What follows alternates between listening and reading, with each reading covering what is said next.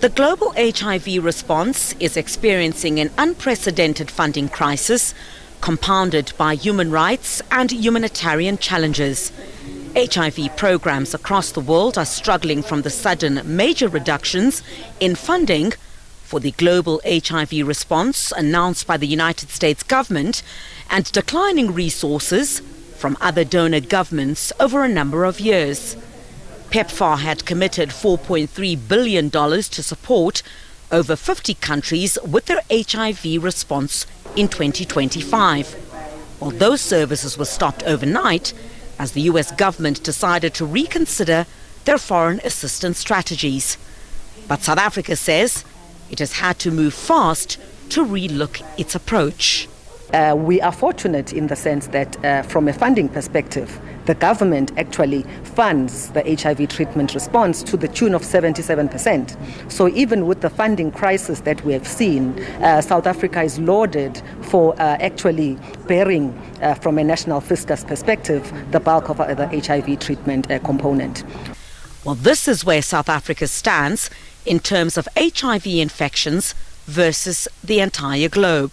You'd know that international assistance accounts for 80% of prevention programs, in particular in low and middle income countries. UNAIDS's modeling shows that, if the funding is permanently disappearing or disappears permanently, there could be an additional 6 million HIV infections and an additional 4 million AIDS-related deaths by 2029.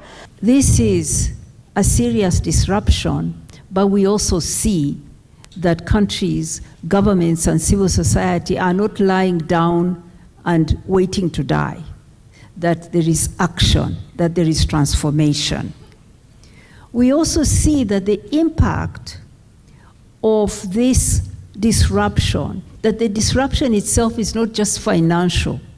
We also see that there is a backlash against rights, laws, policies that create that enabling environment for people to come forward and get life-saving services. This is happening across the world.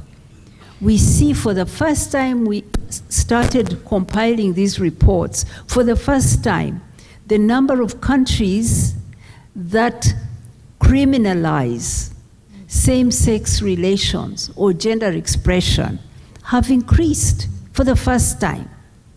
So we see that punitive laws, punitive enforcement of criminal laws is increasing. So we see that people who should come forward for services are also not coming forward because of this backlash on rights. So, as I said, we have the power to transform, and we are seeing efforts by governments, by communities to move forward and plug this hole. We sampled countries. We found out of 60 countries, 25 were talking about or planning reallocations.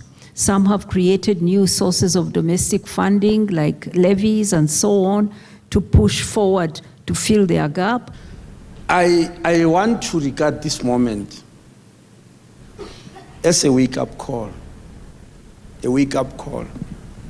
because whether we like it or not, it is the responsibility of every government to provide for its people. It's not the responsibility of other governments.